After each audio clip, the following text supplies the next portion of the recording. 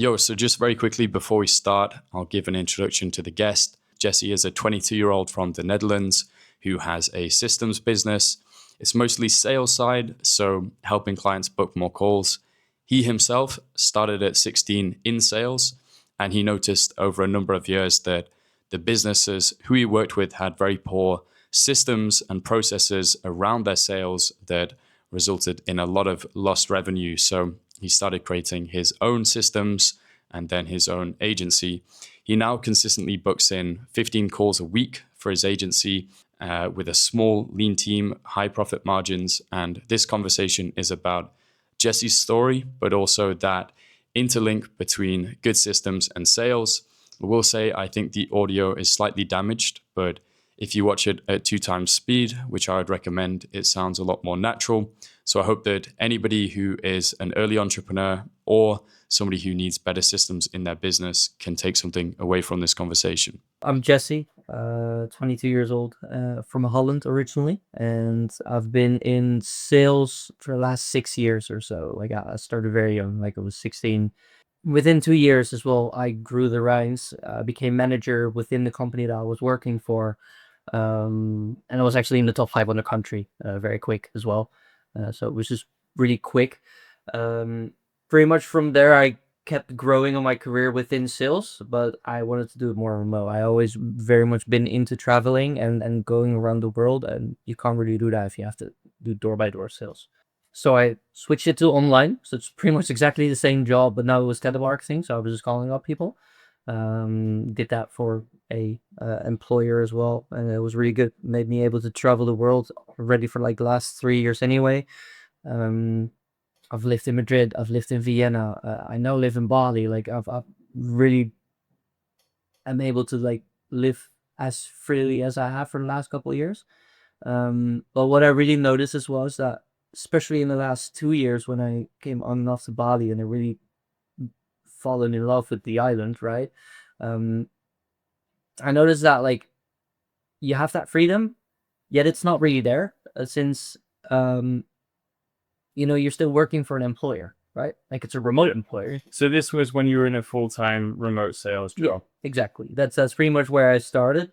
And so for the last 2 years, I did that, and I had some sales projects on the side as well. So I was a freelancer as well, and yeah. So the last 2 years, what I really noticed is that like I had this freedom, but it felt more like a cage, like a golden cage that like it looks nice from the outside, but you're still trapped inside because people are building their own ideas, they're doing their own stuff, and you're just there executing someone else's ideas, even though you're in the So at this point, place. you'd had 3-4 years experience in online sales. Yeah. You were doing well for yourself, earning quite well.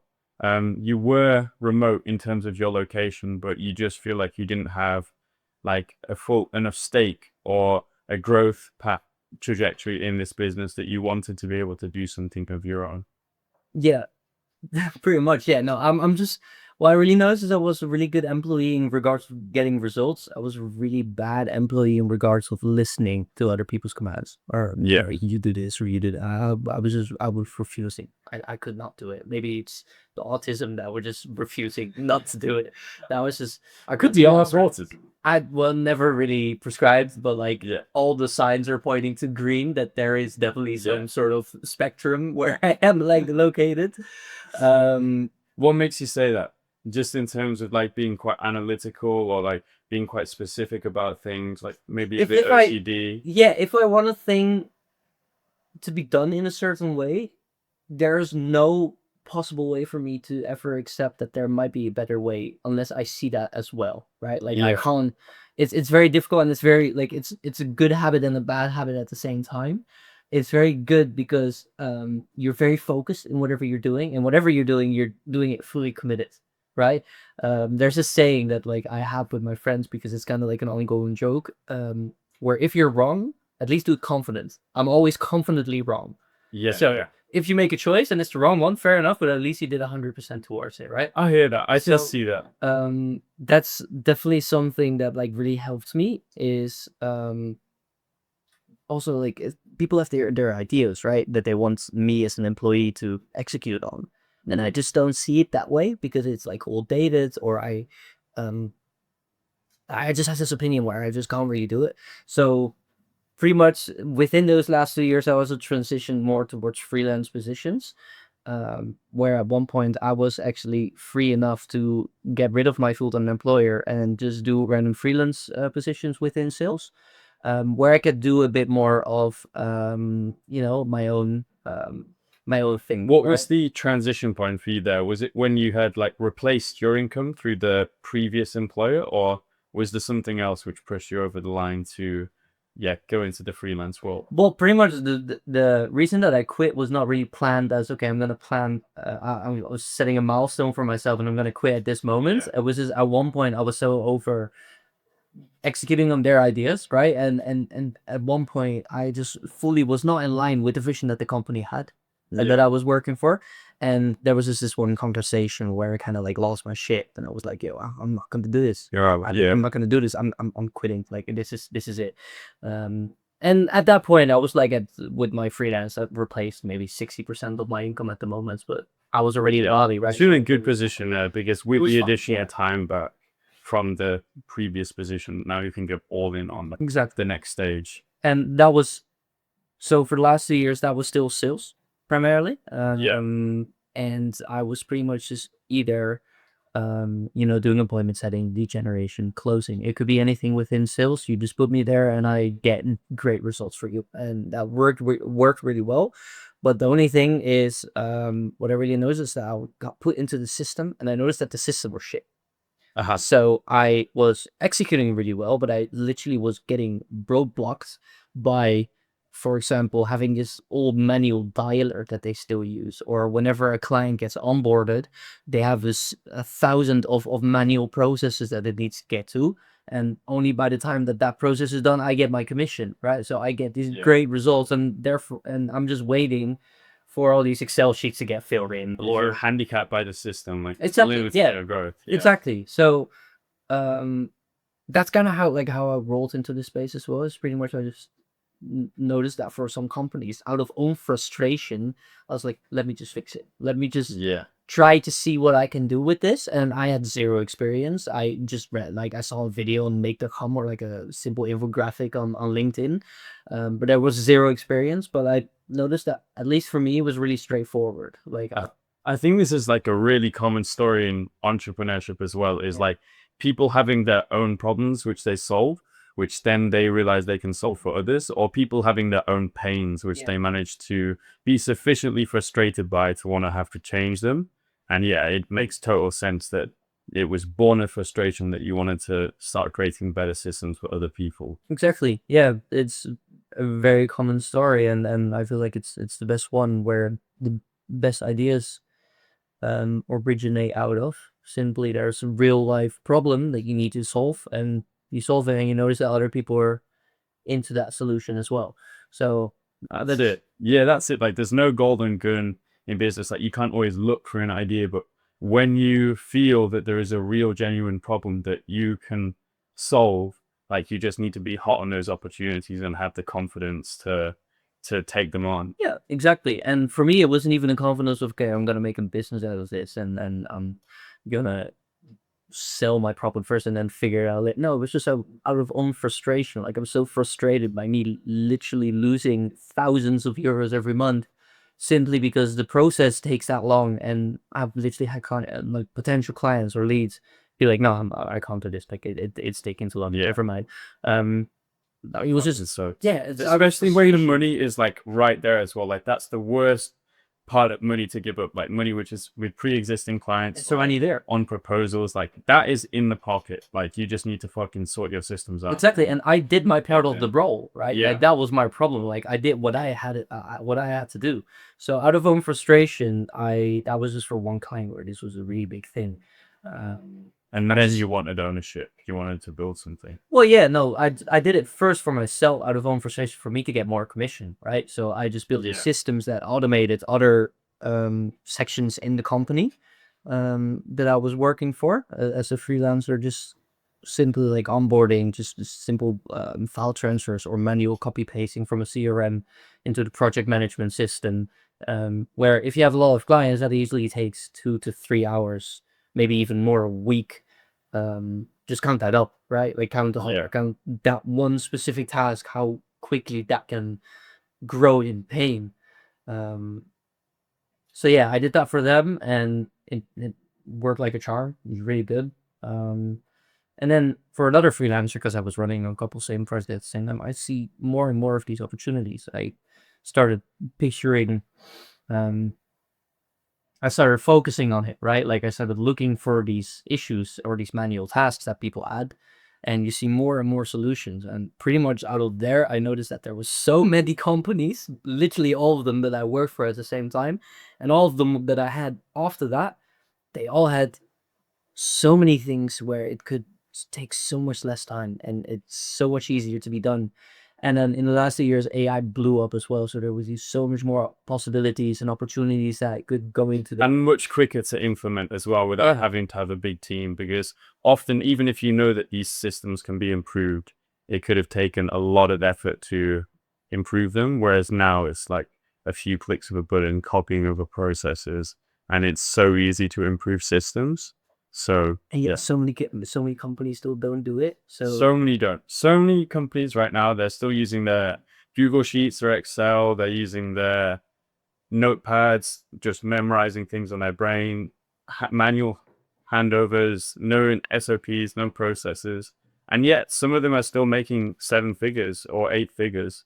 And it's because they hustled their way to there. But if they managed to systemize their business more, they would be 10 times further ahead and like finally no longer bottlenecked by their poor systems. exactly, that's why I think we're such in a golden age right now, especially if you're wanting to start a business like this, or where you're trying to implement it for your own business currently. Is there's so much information going around, so many people getting started in this business, therefore selling their services for cheaper because they're like building their portfolio.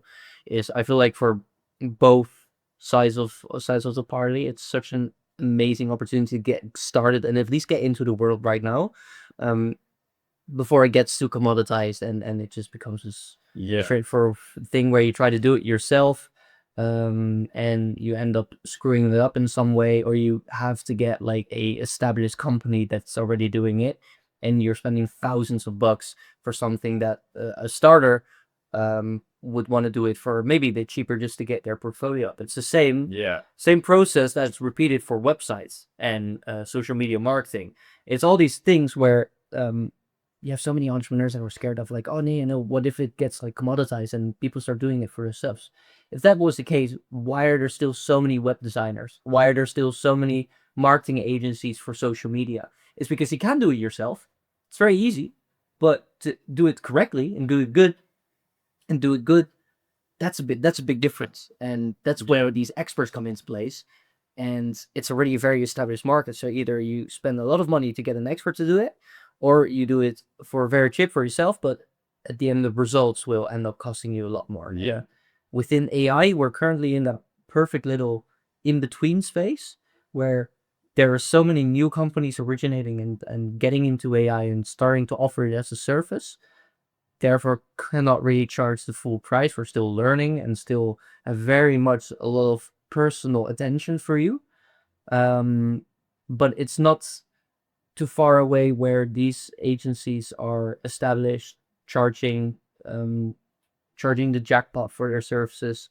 Yeah. And it's either that choice or you have to try it yourself. And I think that's really well explained. And I think the other thing about there is a massive cost to trying to do everything yourself, because then you can't operate in your zone of genius or what you do best. Yeah. If you're incredible at sales or if you're incredible at marketing and you're spending all this time and energy in operations or in hiring, then you're never going to have the maximum effect that you could have by just focusing on your thing and then paying people or delegating to other people to cover your other bases.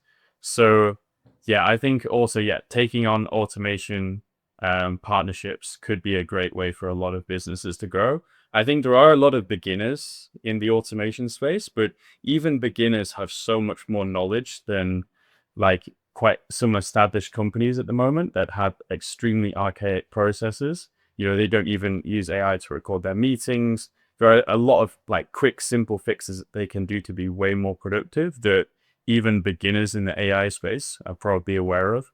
But yeah, everybody needs help with their systems, or they need to put a big amount of focus on them themselves if they're going to grow their business. And what I also think about, and that's what you notice that companies sometimes tend to forget, is that they want to have this expert in their place, right? Like they want to have someone that's been in automation and AI for the last 10 years and building automated CRMs or automated operating systems for the last 5 years, and need to have hundreds of different clients with track records and stuff. But what they first of all tend to forget is there are barely any, because it's such a new space. Yeah. And second of all, even if they're less experienced or they're quite new to the space, is what you said as well, your zone of expert. That's what you said, right? Zone of expert. But yeah, zone of expertise, zone of genius, all this thing. Yeah. So these companies don't notice, or tend to forget, is when they are debating to get like a junior automation engineer or an agency to automate their processes. What they tend to forget is, for junior people, is they have something that the company will never have, and that's full time and dedication towards that one specific thing. And to be honest, automation, it's not rocket science. Same as is building websites. Same as what's the social media marketing, for example. It's not rocket science. It's complicated because there's so many things that you can do and you want to do, but it's not something that you need to learn for 5 years in order to achieve great results. And it's become more and more accessible. Like I have a degree in data science, and I do think that is useful because you're able to think logically, you're exposed to AI, you learn some of the maths. But in practical day-to-day now, like I don't really code anymore. I don't do much analysis. I'm just using natural language. I'm just using my voice and typing in English with AI models, which anybody else who can think logically can also do. And if somebody as well is aware of some of the latest technology and truly understands how to use that, they only need to know how to use that. They don't need to know how to use some of the 5-year-old technology. So somebody who's really like hot in the AI space now, they're spending a lot of time and energy, and they're intelligent. They're able to synthesize the bullshit from like the new AI technology that's coming out and rappers.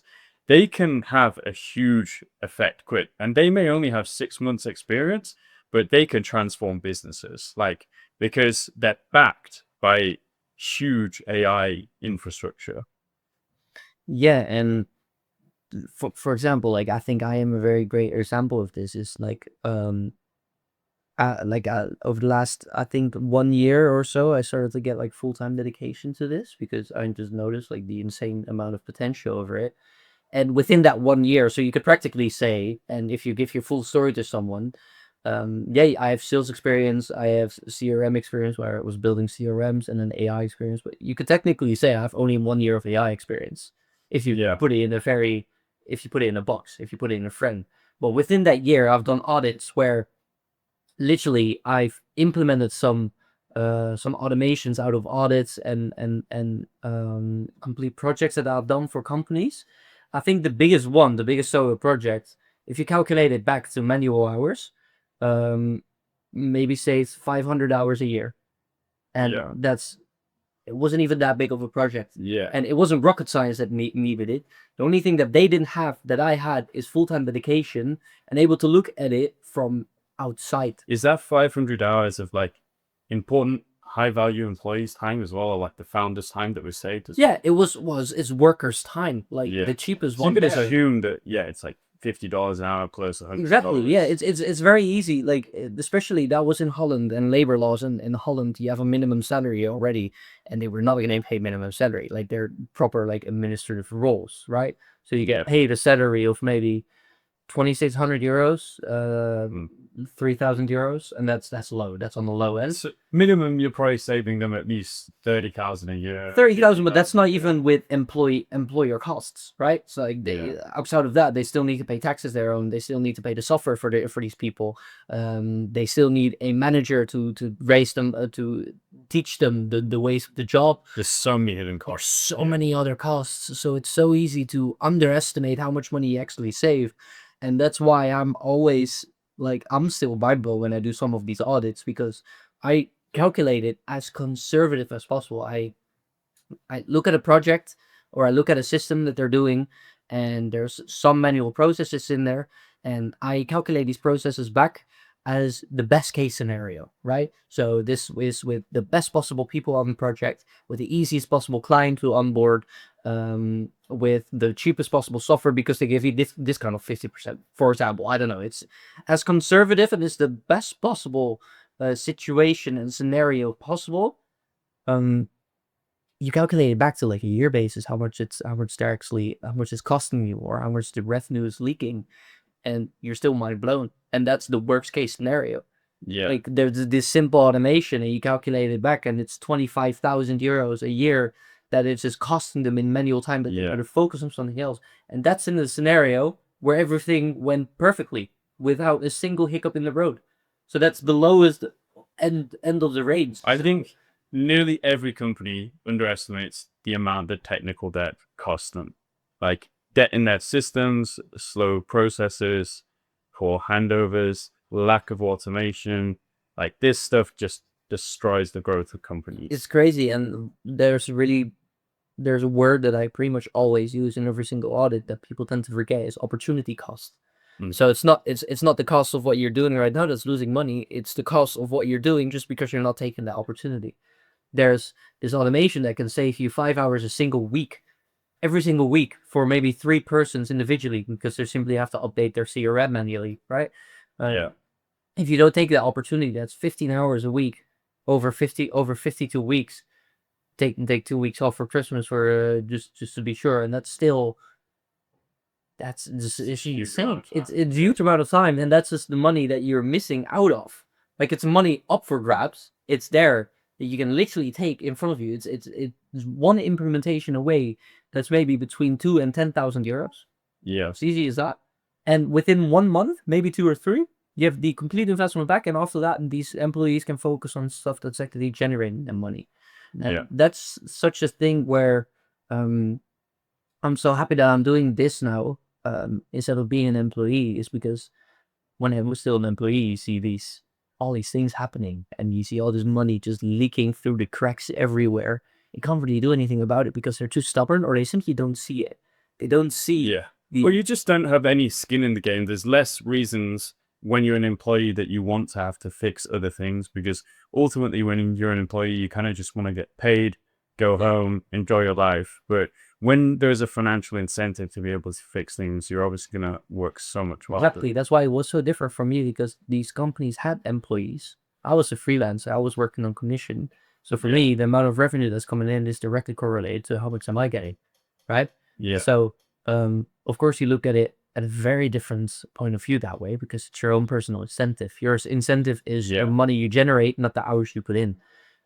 So instead of these... It's the best way to be paid. If you value what you can bring to a company or what you can do as a company founder, you should be paid in a scalable way. So commission or ownership, you're not first. Exactly. And you can make it as easy as you can make it a lot easier, because that is a bit more difficult if you look at, for example, a administrative clerk, right? Like someone that's just or a receptionist or something. Like you can't really tell her pick up the phone more, because it's the amount of calls that they receive, right? But even there, if I would suggest that's also, sorry to interrupt, but I would suggest that that's probably also, if it is limited by something out of your control, like the number of calls that you receive, it's probably not the best role for an ambitious individual. 100%. But even for these individuals, you want to make them ambitious, and a really easy way to do that is you give them a part of the company. You can make 0.1% stock, right? Or like, and that's why all these huge companies, you see it on Amazon, you see even all these big job openings, right? Or like these big companies that are doing job openings, they're all doing the same thing. And what you have to think about is, if a huge successful company is doing it, there must be a reason for it. Usually there is. So what that does, and what I also recommend for every single company to do, is give some sort of incentive to everyone regarding to the money coming in, or to actually help put this company forward, so that, for a very specific example, automations, people start actually looking for it. Because if it's now hurting their money in their pocket, now it's suddenly a whole big thing that they're going to focus on.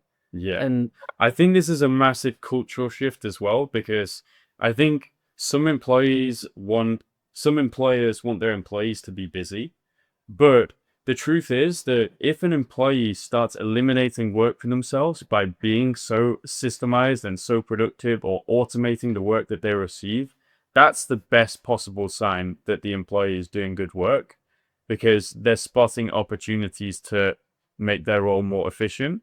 So you should definitely find a way to reward people for making their processes smoother and for coming to you and saying, I've got nothing to do because I've just automated this process so well that we never have to touch it again. And I think, yeah, some companies just want to see their staff busy. Well, the thing is as well is, and that's why, and it's funny that you say this, because what I notice as well is that companies do it pretty much the exact opposite way. Is there's these amazing employees that automate themselves and doing their own thing, and doing the role that they've been paid for 40 hours a week for, and they complete it within 20. The reward that they get is more work for the same Yeah. salary, right? They Yeah. finish all their work within 20 hours. And to be honest, like as I think 70%, 75% of all white collar employees, so employees within a company, right? Ask 70%, 75% of them, like, how much work do you actually do within the 40 hours?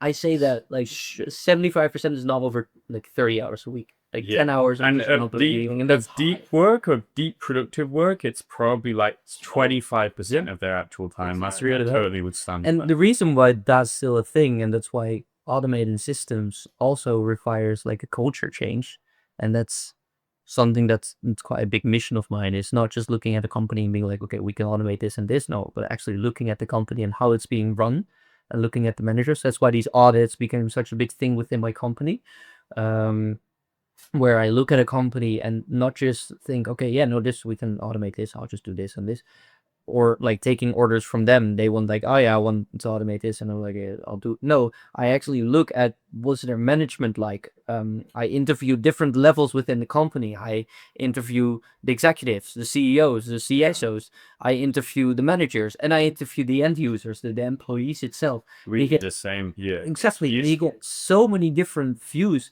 And then one big thing is what they don't notice, the manager, for example, is that a lot of stuff is already automated. They simply don't know it because the employees are hiding it from them to prevent getting more work shoved in their lap. Yeah. Right? Because why would they? Why would they go to their employer and say, I'm not busy? Because there's no incentive for that. Maybe they could get promoted or something, but even within a lot of companies, the structure is so rigid. A promotion is like a 10% or a 5% annual thing, just above inflation. There is not as much, and doubtful even above. yeah. There's not as much potential to be able to grow in a role. And yeah, it's just there are no incentive structure for employees to automate and systemize their own businesses. Yeah. Which is why you often need an external expert. One thing, Jesse, I just want to bring things back to the start. So we've kind of identified that you're somebody who has a natural strength in systems because you like order, you hate chaos, you love to be able to automate things, make them smoother, more efficient. How did you identify what you were good at so that you could be like successful in sales, in freelancing, and now in your business? How did you identify like what you were good at or find it?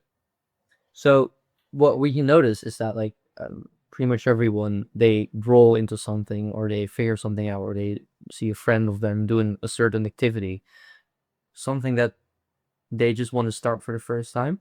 And it's not something that you start and you think, oh, I'm good at this, because that's never the case. You're never just good at something. But the biggest thing that you have to look for is, one, hey, I noticed that I quite like doing this. That's already the biggest thing. The second of all, I'm not shit. That's a huge one. And that's with sales. My first week, of course, I had some decent results, but far from spectacular, of course, because it's your first week. Yeah. Like, you might have some luck, some beginner's luck, and some people get some insane scores, but 9 of the 10 times that gets into a dip after, because like that either unawareness like wears out, and you start focusing on how you actually perform the thing, and then it starts to get worse. That's really a thing that pretty much you learn within everything, and sales is a perfect example of this. You come into a role, And in the beginning, it's all very natural, simply because you have no clue what the fuck you're doing. You're you stand in front of the door, for example. It's a very specific situation. You open the door opens, and you have to pitch. You have to pitch your system. And literally what happens is you have not rehearsed your pitch properly. You always forget it when you're in front of that door. So what happens is you kind of just have to wing it. You just have to give a conversation and just bring it out. What in turn creates that it comes over naturally, simply because you're just doing what you're supposed to do at home. Okay. Exactly. And then There's a pitfall. Exactly. Yeah. There's always that pitfall, because the minute you notice that you think you're good at it, there's this unwarranted confidence that you get. And then there's these systems where you think that this works or this or that works. And then you start dropping these results. And this is not with just sales. This can be in everything. Can be in football. Can be in literally. Yeah. You could maybe apply this to systems. So if I'm understanding this correct, like when you have no knowledge of something, you have kind of like a natural confidence, or when you wing things by accident, they can turn out well. And then when you start to get a bit of knowledge, you can start to overthink or try and stick to your script, but then you mess up the script and you become anxious. It's only when you're like a real expert that the learning sort of pays off. I think there's a curve which shows this, like that dimwit, normie, and like genius curve, which has like the performance of the dimwit and genius being kind of high. And I think that, yeah, this makes sense in systems as well, that some people who don't care about systems, but they spend so much time in their flow state of what they're incredible at. So like maybe they're an insane networker, they're just really good at creating content, they can do quite well. And then if they start to spend their own energy or like half-ass systems, it could actually temporarily make things worse, and they might lose some of the magic that they have.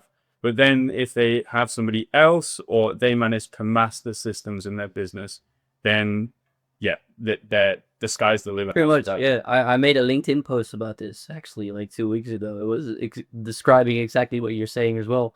Is it was a client that I had. It was a client for when I was still in sales, but I was trying to automate this stuff, right? And I just had some automations, and I thought, oh yeah, this is good. This is all going very well, because it was simple fucking automations, right? But you get this false sense of confidence. And then what happened is I tried, and it was a major mistake, is I tried to build a very complex, proper system where I was pretty much when a lead came in, up until the sales call, a sales rep performs a lot of manual tasks. They try to follow up with them. They had a really good follow-up system. So the lead comes in, and they call them, they send them a message, they do their research, they call them for the first time, and they try to get an appointment in. There's a lot of steps in between that lead coming in and the sales call itself.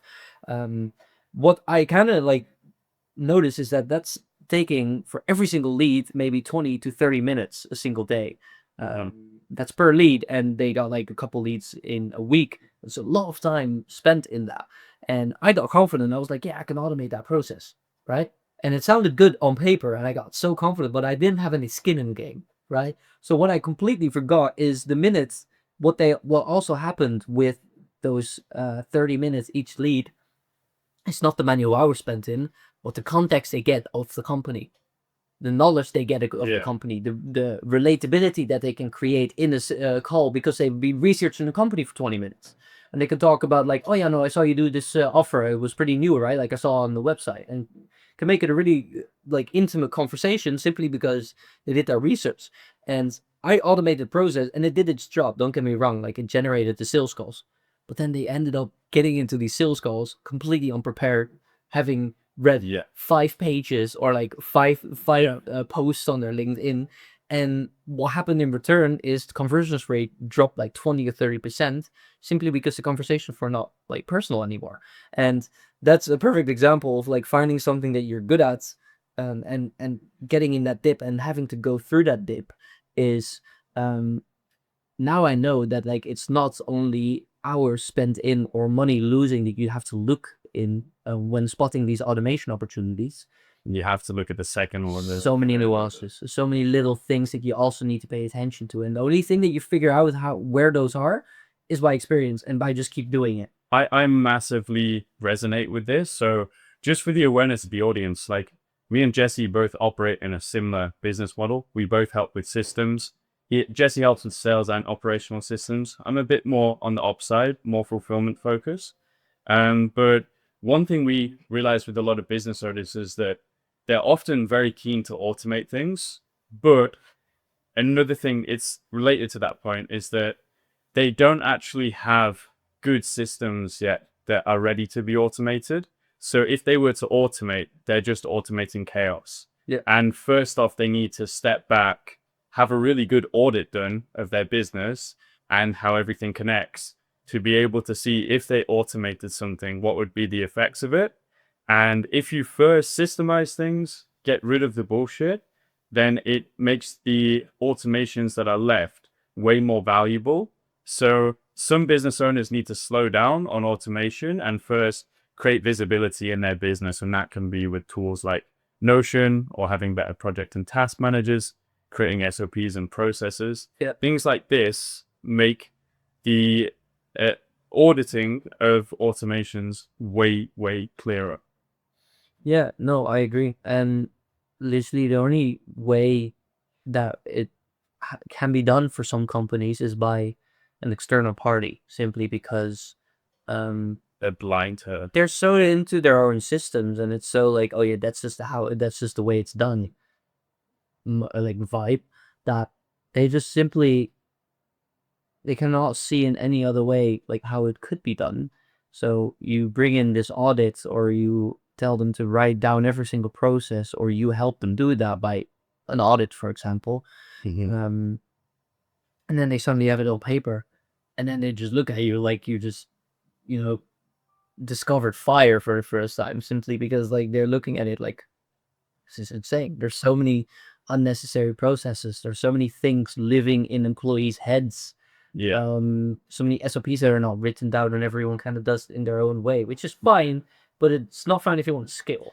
And it's because as well, they're operating from a different philosophy. It's not what they focus on or think about. Whereas guys like us, we're always thinking about systems. So when we see their business, it's really quick and clear to be able to identify like a lot of things that can be better. And often they're simple fixes as well. And that's because we're so absorbed in systemization. Yeah, exactly. Yeah, it's Jesse, so also I just wanted to round off the question earlier. So Yeah. around the how to find a skill that you're good at and passionate. So you said that there were two different paths to doing that. Or firstly, you just want to try things out and you never know at the start whether you're going to be good at the skill or not. But then if you're not shit at that, it's probably a good sign.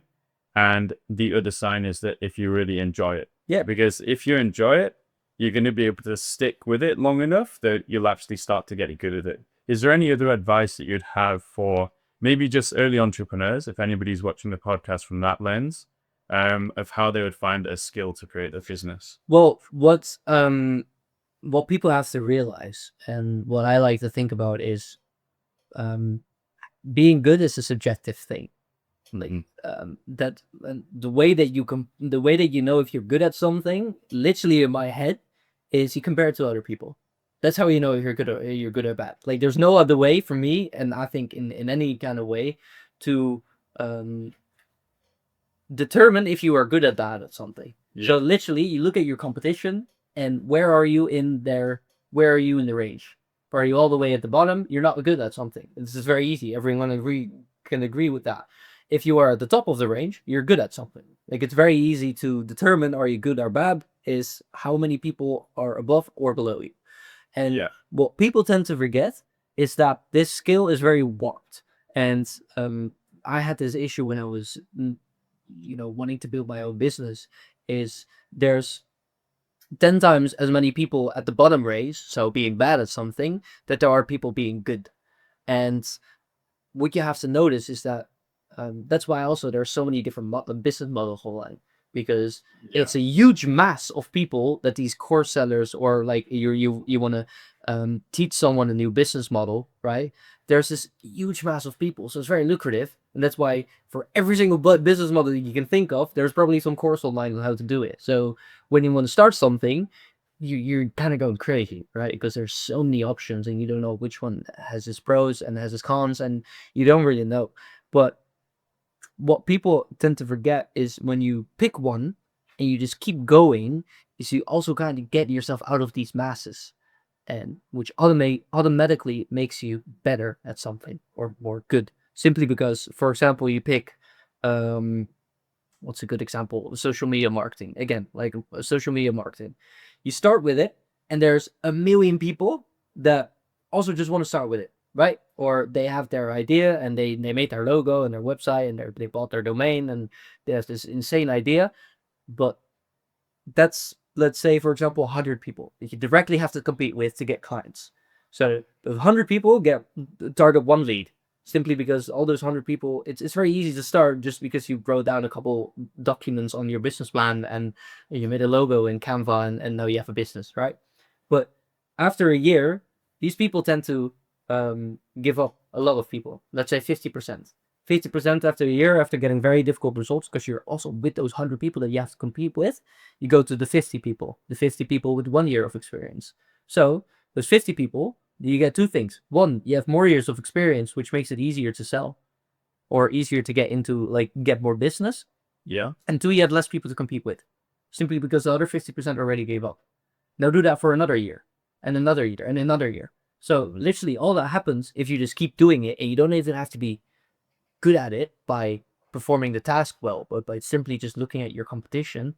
The more years you're into a industry, the less direct competition you have, and the better you are. That's how easy and that's one thing that is very difficult in the beginning to kind of like keep your trust in. But whenever you want to start a business, you're always going to be shit in the beginning, and you're only going to have to be shit with 100 other shit people. So it's nearly impossible to get your first clients. But once you get that first or second one, you're already ahead of those 100%. Yeah. Go on. I think that'll be your first couple of clients as well, is just having a bit of confidence. Like the confidence that after you get the deal, even if you don't know exactly how you're going to make this work, that you will make it work. So it's like the self-belief thing is, for these first couple clients, you're not going to have the best processes in the industry. You're not going to have had as much experience. Maybe your communication won't be that good, but you bring that client on and you just work your ass to get them results. And there's so much support now with AI and mentors, programs, that there is like a lot at your hands to be able to make you fulfill well. So be confident, get the first few clients, and then stay in the game. Exactly. And that's especially big for in the AI industry, but I think it applies to every single industry. You just have to stick to it, just select it, keep going, and then eventually you climb yourself out of those masses. Yeah, of and you other build a people. moat, which is your own experience. Exactly, and that's why creating personal brand also gets more and more important as well, is because a very perfect example is people buy from people, and a perfect example is look for any single LinkedIn page, and I can promise you that in 90% of the time, the person has more followers than the company page. Yeah. A very easy reason why that is people love to follow from people. People love it. It doesn't make sense if there's no face in front of you, because it's not trustworthy. Yeah, we had Pen Frank on the podcast last week, and him and his founder have his co-founder. So both of them had about like 50,000 followers together on LinkedIn. They don't use the company page. What they do is they grow it through founder accounts, and then even their team all posts on social media and LinkedIn as well. They even incentivize their team to post on LinkedIn. And this is way more organic. It's way more relatable. It's just better content than it being a company page content. People want to see people. And yeah, that's a great observation about how to use LinkedIn, B2B platforms, social media. And it just comes down to like the thing that I was trying to make a point about, is that it's what you have to realize is when you're trying to sell your first, for example, implementations or audits or services, is that once again, people buy from people, and yet it's still somewhat so popular to hide behind this massive cold email system, simply because you don't have to show your face, or people are okay with sending millions of cold emails every single month and automating their entire LinkedIn and their entire LinkedIn posting schedule. But yeah, when you tell them just pick up the phone because you're going to get more results, nope, simply refuse. My biggest acquisition channel is cold calling. And that's the reason why is because people buy from people, and it's so easy because there's no one else that does it. It's such an insane small percentage of people that cold call because they think it's shit. And to be honest, it can be very mind numbing at times, 100%. But if you just tell yourself, okay, every single day I'm just gonna cold call for 2 hours. First of all, that 2 hours, it's very relaxed, very chill, 'cause you can just shut yourself off from the outside world. Second of all, 50% of the time you're actually in a call, so you're actually calling people. So what I just do is I put YouTube on in the background, and it's kind of like chill. And whenever I get someone on the phone, I have a good conversation with them because I'm relaxed. I just had a chill session where I'm just watching some YouTube and just listening to some music or something. Yeah. And then I get a. Are you still doing 2 hours of cold calling single today? day. Yeah. Man, I every respect it. How long have you been doing that for? 4 years now. 4 years. Yeah, pretty much from the start of all And roughly how much of your client acquisition is made up through cold calling? Well, it's a multi-channel system, right? So it's hard to say simply because a lead comes in through a cold email system. Like, I'm not saying don't do it. I'm saying get your person into it. Like, have a link or some information about you so they can look at your LinkedIn where it's personal, or have some sort of gateway that they know that they're talking to a person and not some automated system. So I'm not saying cold email is bad. I'm not saying LinkedIn automation is bad. As long as you put yourself into the system and keep it personal, then it's good. So it's very hard to say what percentages is, but every single day I cold call for 2 hours and I get an average of 2 to 4 appointments every single time. So usually, and that's I lied. I'm not calling cold calling 2 hours a day. I'm cold calling 2 hours a day when I don't have that time filled up with meetings I set because of the cold calling. Yeah. But that's pretty often, which is a good thing because like I'm just filled with meetings, and yeah, I think out of that it's an easy 30 to 50%. Yeah. And cold calling is something that anybody can do as well. If they have the confidence, it's just go for it. So you got to do the work which other people. I can promise you, if you cold call for any new entrepreneurs here, if you cold call 2 hours a day for a month straight, you get, let's say, okay, let's say you're the shittiest of the shittiest. You don't have a script. You barely know your system. You're calling the wrong lead list, and you cold call 2 hours a day for 5 days a week for 4 weeks, 1 month, right? If you don't get at least 3 appointments out of it, there must be something so wrong with you that I don't even know how you created your own logo. And out of 3 cold calls, get 1 meeting, and you have your first meeting, and then you can learn from there and go on. And Alex Ramosi actually said this. Yeah. I completely agree with him. Do so much volume that it's improbable for you to not be successful. Yeah. And if you just cold call enough, you get so many people on the line that will probably never would have replied to you on email. I mean, it's the same with every acquisition channel as well, in terms of, I like how call goes direct to them, but as well, if you send 1,000 voice notes or you shoot 10,000 Instagram DMs, I feel like Instagram is really saturated. But if you do a massive amount of any action, you post 100 YouTube videos, there are going to be traction and results that are taken from that. I do just like how cold calling is so direct to client. Yeah. Speaking with an owner and decision maker. I'm just so pro cold calling that I could literally promise every single one that's wanting to start an AI business or in general is that if you cold call 2 hours a day, you will be successful. Do you still think that cold calling is a high leverage activity for you as well? Do you think it's something that you'd look to delegate in the future, or do you think that for now it's still a good use? For now, it's definitely still a good use of my time, and I feel like in the future I'm probably gonna have to delegate it. It's not that I want to. It's not that I would like to. Simply because I actually enjoy it. It's such a, what I said. You get very mindful in that moment. You get very just in the moments because you either are just completely chilling and just relaxing, and you can't really plan out your business or something because what if someone answers and then you have to completely switch your context. So you kind of have to stay in that setup, And then it's either you're having active conversations with people, so you're very mindful, or you're just chilling and just you can't veer too much. You kind of have to relax. You're Yeah. gonna have to chill out. So um, it's a very nice thing. Plus, it's just easy. Like it's.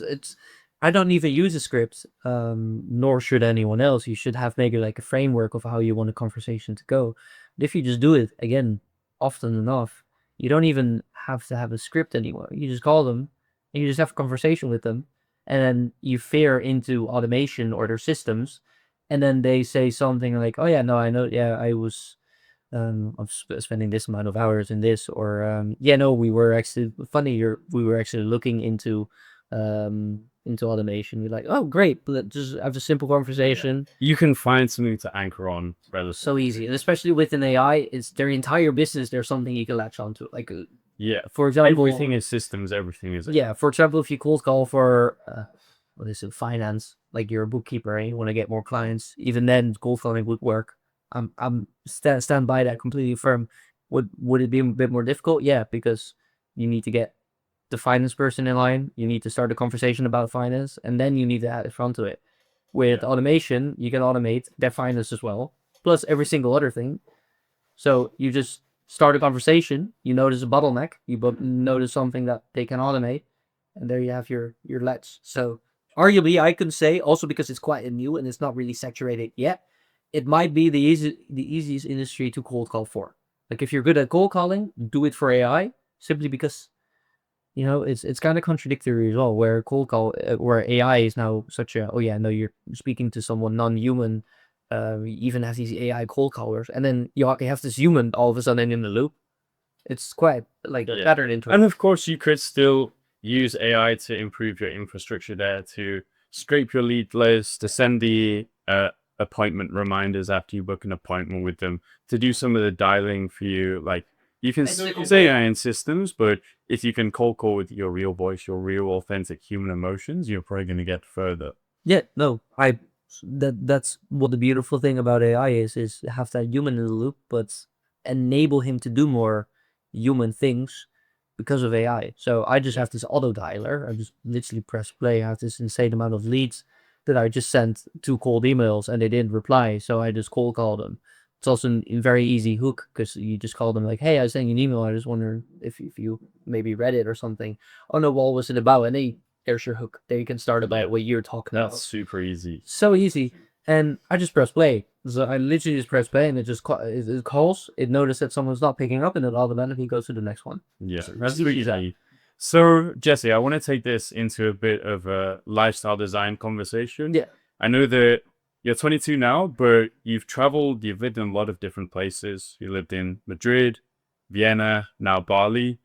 I want to ask you, what made you fall in love with travel and want to experiment living in different countries?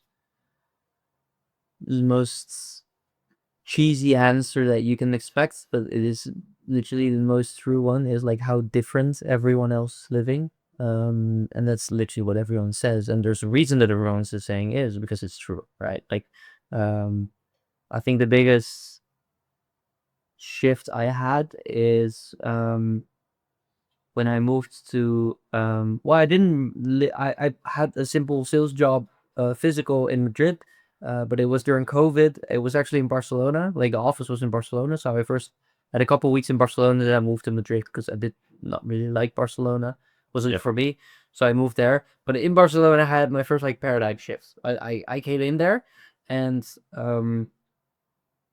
I look around and everyone's outside. And it's a very easy one. Like it's a very easy one that you would think, yeah, no shit, like it's Spain, it's nicer weather. Of course everyone's outside. When you're actually there and you talk to people, and instead of people even in the winter suggesting that they want to hang out by going inside a location, so they go to a pub or they go to a cinema or it's inside, not once have I had a suggestion of something inside in Barcelona. People go to the park. You want to play this sport? Do you want to do something outside? There's always something outside, and that pretty much gave me. I couldn't really put it in box of like, oh yeah, this is people thinking different. That's why I like travel. Like I didn't really think of it that way. But when I think back of it, that's the first moment where I realized like, whoa, it's different. And it's beneficial. It has its negatives. Everything has its negatives. But it has its benefits as well.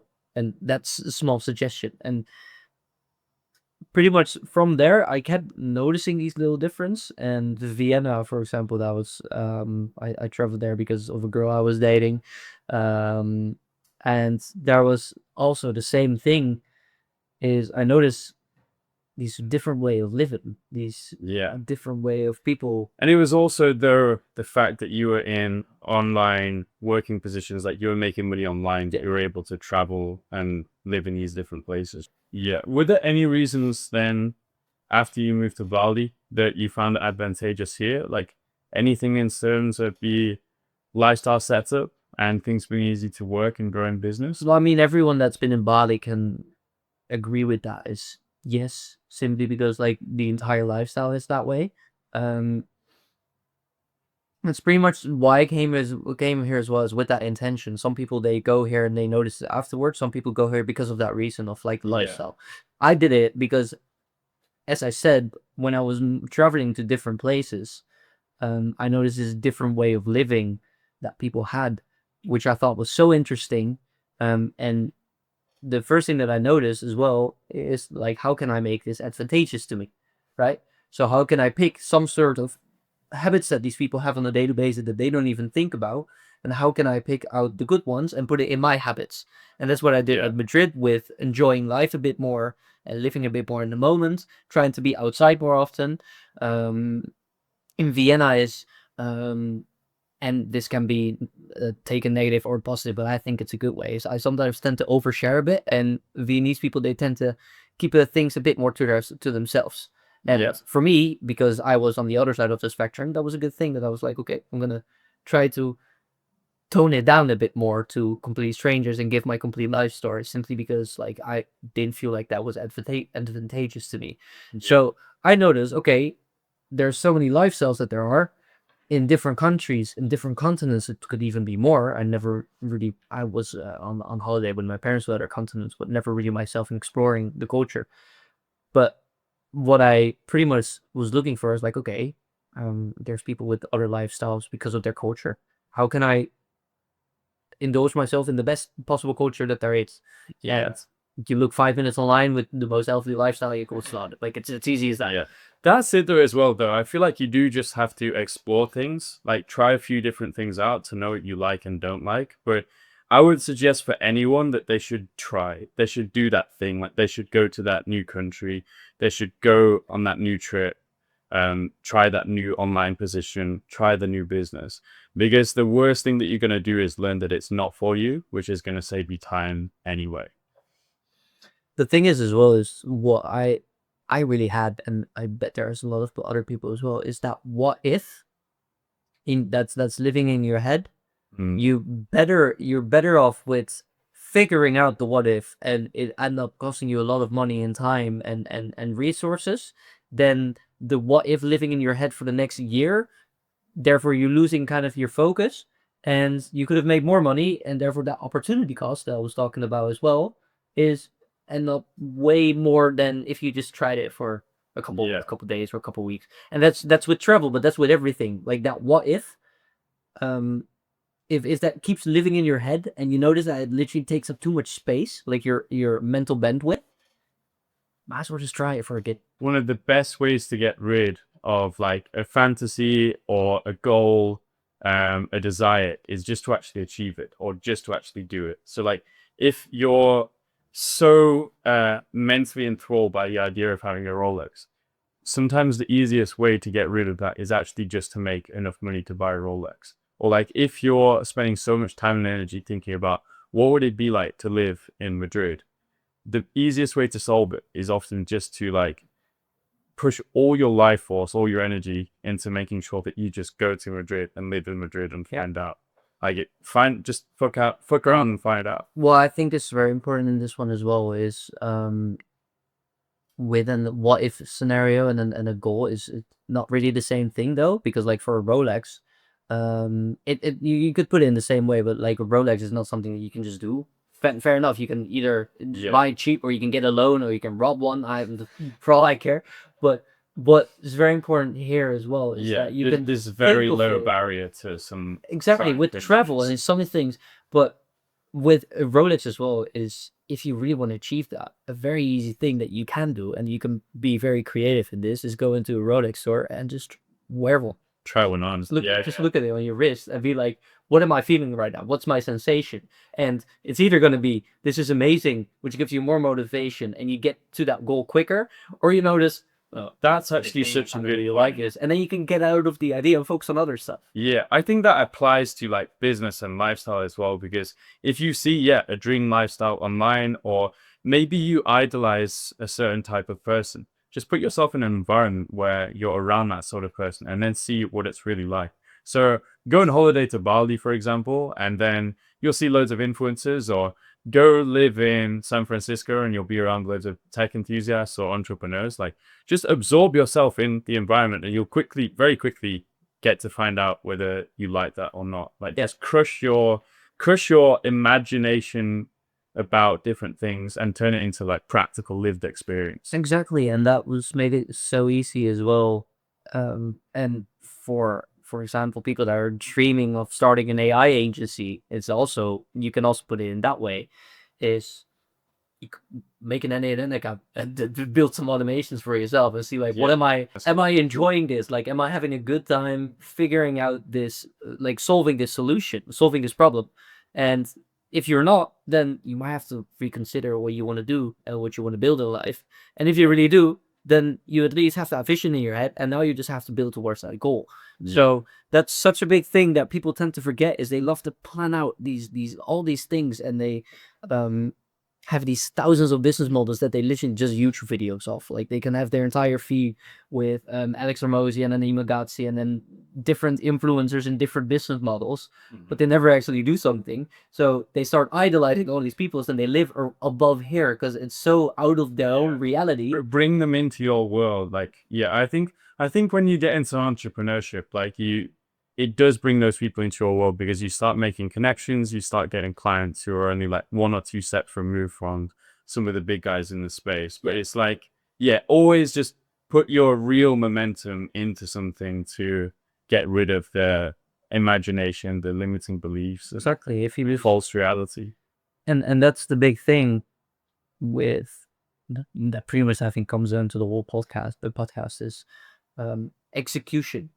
Just execute in as big of a range or as small of a scope that you want. Just execute. If you want to figure out what you can automate in a business, get an audit. It doesn't have to be expensive. You can get someone do an AI audit for you for $500, right?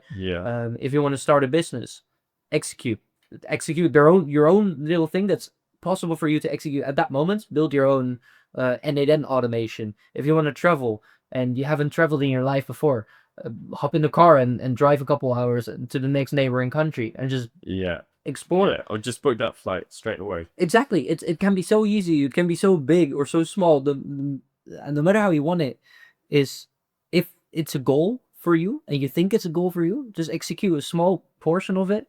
See what it brings you, what sensation it gives you, and based on that sensation, you get so much more clarity if you want to keep focusing on that goal. Or So, Jesse, understand that you definitely want to continue to scale your business and live a good life. What would you say your vision is for the future? So, what I have is what I think is a big difference is you have a goal and you have a vision, and your goals you can work back from. Well, no, when you achieve the goal, it's a yes or no. Have you achieved the goal? Yes or no. It's usually very easy. A vision is more of the direction that you follow instead of a goal. Like, that's like it's a constant vector, which is like, exactly, this is where I'm going, but it's not necessarily an endpoint. What my vision is right now, I have a complete vision statement written out, but I like the gist of it. That comes down is that I am living a fulfilling and free life, getting having a close relationship and being deeply intimate with my partner, having the financial and location freedom to be wherever I want, and having a social circle that I can build on and around in the entire world. And then some monetary and physical capacities where I'm as physical as I want. Elites for calisthenic strength is a big thing that I'm working on. But all of these things, what you really notice is you cannot really tell when you have it or when you don't. Because my relationship with my girlfriend, for example, that never is going to reach a max. You're always going to get closer and closer simply by just being together. Like, with the social circle, is there's never going to be not more people to meet or more people to build on. There's with freedom and financial and monetary location freedom. I mean, yeah, you could say that you have it at one point, but could you jump in a helicopter and go to South Africa the next morning if you want to? No, so you don't have that level of freedom yet. So there's always going to be a step up. Yeah. Unless you say, so bit on my tongue. Unless you get to like Jeff Bezos level, but even then, there's probably still more levels that you had to achieve. So that's the thing with a vision, and what I think is so important is if you get goals for yourself, it's good. You want goals because you want to materialize everything. Like you can't have a vision and then it's just there and it's living on a page in a notebook of you somewhere. You need goals to actually go and work towards that vision. But the thing with goals is if you only have goals, is you achieve it, and then the only thing you think is you get a split second of, good, nice, what's next? You could lose direction if you just have goals, because after you achieve them, you might feel a little bit overwhelmed, like, where do I go next? Exactly. So if you have a vision, something that you could always follow, whatever, and your vision can change. Don't get me wrong, like it can shift direction, but it can't really completely disappear, or you cannot achieve your vision. So I like that. What's really important is if you have a vision, you're always happy no matter what, simply because you're not thinking, I haven't achieved this yet, but simply thinking, I am living what I am wanting to live. Yeah. It's like all my parts of my vision, I already have, if you think of it in the lowest sense. I already have a social circle. But none of them you have in the absolute ultimate highest sense of the word. Nor will I ever be able to get. Yeah, it's not. And that's something that, like, if you accept that and you can fully get into that vision, then you are pretty much always. There are two things that stood out for me from your vision. Like, one is that it's very holistic. Like, there's a lot of different categories, like relationships, health, wealth, freedom. But the other thing which stood out to me was that there's quite a big focus on freedom, which is another thing which I'm like massively interested in. I'm interested in systems that can bring you freedom to be able to choose how you design your life.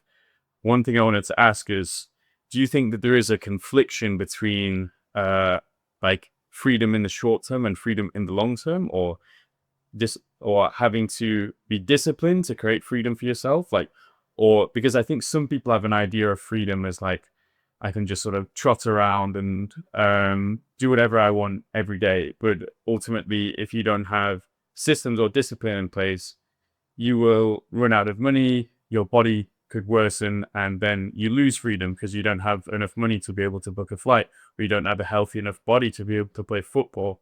So how do you balance, kind of discipline or freedom, or this kind of theme? Yeah, 100%. And I think with freedom is, you have to look at the word freedom again. You can be content with the level of freedom you have and completely execute on that level of freedom, right? So you have a remote job and you get some money in, and that's just what you take. And based on that, you are not disciplined. That's just what you do, and then you enjoy that level of freedom, right? So you have some trips with friends, and you get to travel to some countries. It cannot be too expensive. You can't just go to Miami and live there. Like, you have to sit in your certain level of freedom that you have. So I guess freedom is not really you living in that specific social circle that you are currently, or like the level of life that you are currently. It's able to have the freedom if you want that. You have the freedom to do that if you want to. So freedom is not necessarily me, okay, I can travel now, so I'm just going to travel as much as possible. It's me being able to, if I would want to. And that mental thing, that gives you also, again, so much more freedom. It's choice. Yeah, it's choice. Freedom is choice. It's not necessarily the level that you are in your life. It's what could you do if you wanted to? And Yeah.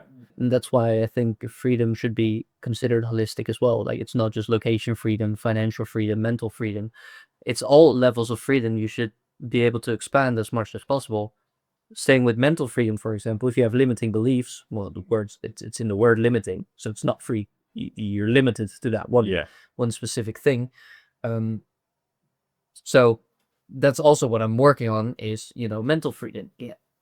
Be so gravely and insanely confident in myself and my ability to do stuff. And the more you are, the more confident you are, the more mental freedom you have. There is Roger Hamilton, who has the wealth ladder, which is basically a ladder of different states that you ascend through gradually. And yeah, it's basically, it does have 9 levels. It's like a lighthouse, but essentially you can think of it as unlimited levels, starting with like being in a survivor mode to ascending into like a worker, a player, a conductor, somebody who orchestrates the Yeah. and controls wealth. Like, I think like in all of these different aspects of life, wealth's probably one of the most well documented ones because it's so important. There are like levels that you can ascend, and like that's part of the game. Like, it's what makes life fun and interesting. Yeah.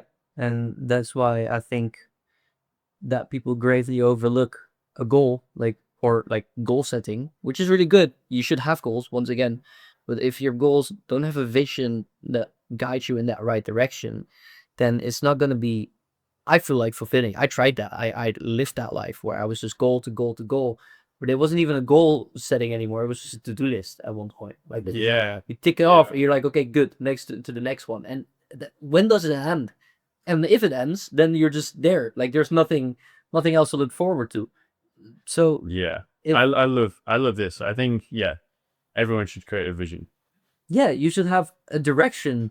Your vision is your direction, and your goals are the Stepping the stones. stepping stones towards that direction. There's never an ending. Yeah. So, Jesse, I'd love to transfer this over to business. Yeah. How do you see 2026 going? And yeah, do you have any specific vision for the business and any goals that you want to hit? Yeah. So the vision, I have a very specific vision statement that, once again, I will never achieve because that's not the goal for vision. It's something to keep working towards. My vision is I am leading a high margin service-based business within the AI automation systems industry, with enough financial income to get as creative with the company as I see fit. That's my vision statement for my business. So get more money, I can be more creative, put more ideas in the world, and then you keep going. That's my biggest thing. And for goals, yeah, there are some monetary goals that I have that I don't really need to disclose because, as I said, everyone's on their own level and they just need to work on their own things. Same with people. So yeah, I just follow my vision and just put in the steps that make sense for me to think, would this help me further to my vision? That's what I'm executing on. It's very easy. I just have these different habits and tasks that I put on in a single day and in a week and in a month. And every single one I just tick off, or I put it on the scale of like, how much further is this going to get me to achieving my vision. So Jesse, we mentioned limiting beliefs earlier. What's a limiting belief that you've had to overcome in order to grow as a person and grow in your business? Imposter syndrome is a really big one, is where you think you cannot do something, or you're not in the right place, so you feel like an imposter, right?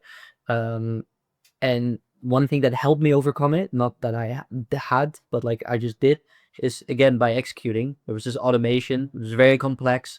I came up with it, and I wasn't really sure or didn't even believe that I could really do it. I sold it anyway. I tried to build it out. Took a bit longer than expected. Yeah, 100%. But I still did it, and it worked perfectly. And that kind of like made me notice, okay, it's, you only figure it out once you execute. So I guess that's my limiting belief. I think this is a theme which has reoccurred a couple of times, as well as this theme of like executing and action. It's like, the best way to overcome imposter syndrome, to grow in your business, is imperfect action, is taking the step forward. Like, even with this podcast, I know that these first episodes are not going to be perfect. There's going to be plenty of room for improvement and good feedback. But the way that I become better at podcasting is by publishing imperfect podcasts, by having imperfect conversations. And that's how you grow. So yeah, if you want to make progress with something, execute.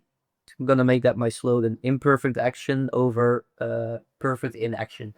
Yeah, that's I'll it. make that a Get slogan. it on the wall, like write it on the whiteboard. Like it has to be the guiding philosophy for anybody who wants to have an impact with their life.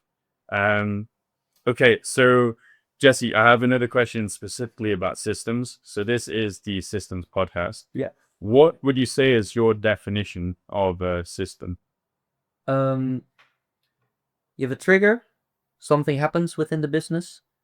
There's a certain amount of steps that need to be followed, and then you have the outcome. And every single trigger combined in outcome, that entire middle process is always being able to automate.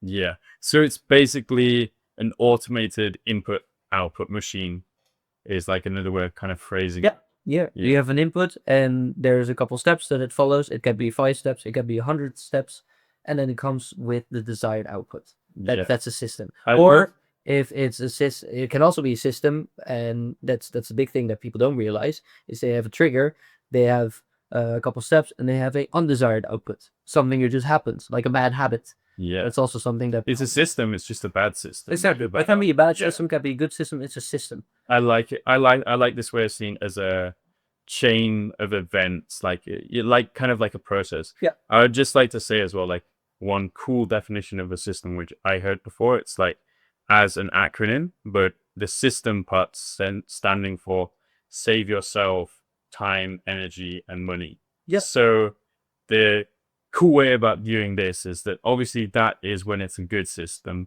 but you want that system in the way that you define that trigger, those automations, and that output to be something that is removed off your plate so that you don't have to put time into it, so you don't have to put energy into it, and so that it doesn't, suck your money out of your business. So Exactly. is there anything that you think business owners get wrong about systems or underestimate about what they can do for a business?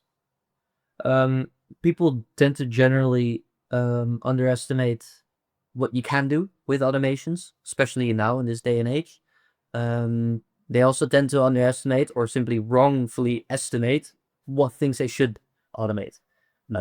Simply because they have such a limited view of their entire company, especially if you're 5+ employees.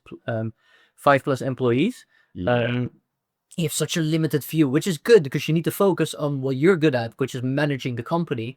But it means that you're also shit at looking at the exact processes, because that's not what you do. You don't execute. You don't execute like the simple tasks. So they have like this great overestimation of like, oh yeah, no, I know how it goes in the company, and then you go down 1 or 2 steps in the employees below them, and then they had no visibility. Yeah, I think this is a big thing. It's like visibility first and then automation. And it doesn't matter how you uncover that visibility, whether it's Notion, writing more SOPs, interviewing your team, creating analytics dashboards that can summarize and digest information. You need to uncover what is actually going on in your business before you know how to automate things. Another good way is time audits, because you may have no clue yet what your team are actually spending their time on. If you can integrate even time tracking into your project and task management tool, there are so many ways to get visibility first of what's going on, and then you can really decide what things should I automate, which will save the most time. They don't see how many manual processes there actually are in the company, so they don't know what processes there are to fix. They don't see how inefficient things already are. Jesse, it's been an absolute pleasure to have you on the podcast. I really enjoyed this. It's been good to have somebody who is like a fellow operator as well, somebody who is like very much in the systems space. So it's been a pleasure, and let's run it up again. Good shout. Catch you soon, man. Bye, man.